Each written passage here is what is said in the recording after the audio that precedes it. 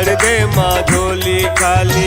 हे मैया बीना वाली भर दे माँ झोली खाली। गुन गाऊं तेरा सुबह शाम, विद्या का दे दो वरदान। हे मैया बीना वाली भर दे माँ झोली खाली। हे मैया बीना वाली भर दे माँ झोली खाली। गुन गाऊं तेरा सुबह शाम, विद्या का दे दो वरदान। माँ विद्या का दे दो वरदान।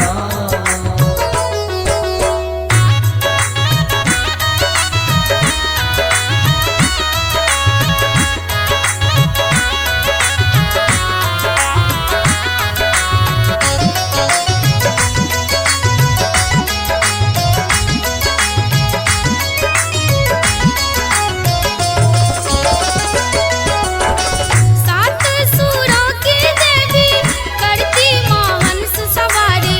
तीनों रूपों में पूजित महिमा है जग में भारी।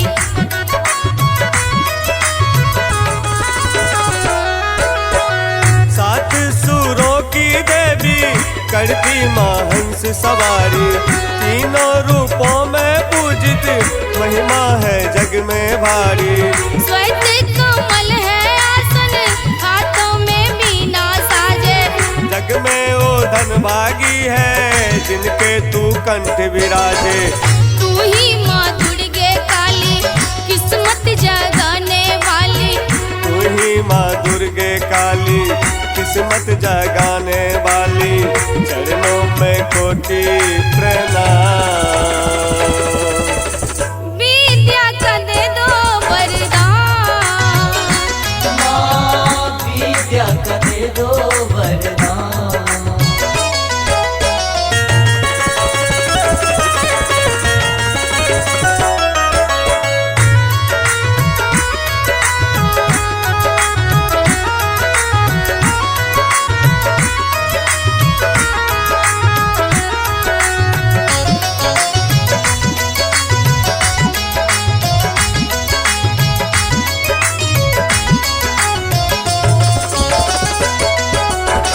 भक्ति की ज्योत जगा दे, अंधियारा दूर भगा दे।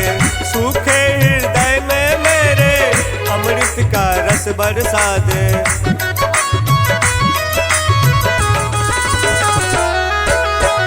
भक्ति की ज्योत जगा दे, अंधियारा दूर भगा दे। सूखे हृदय में मेरे अमृत का रस बरसा दे। मेरी हर आस तुमसे, मन का विश्वास तुमसे। हर स्वर में बसने वाली मेरी हर श्वास तुमसे।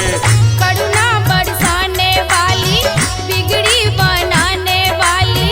करुणा बरसाने वाली, बिगड़ी बनाने वाली।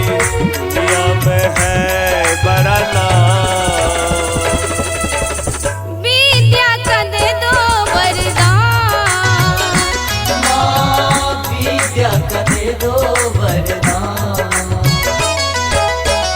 हे मैया बीना वाली भर दे माँ झोली खाली।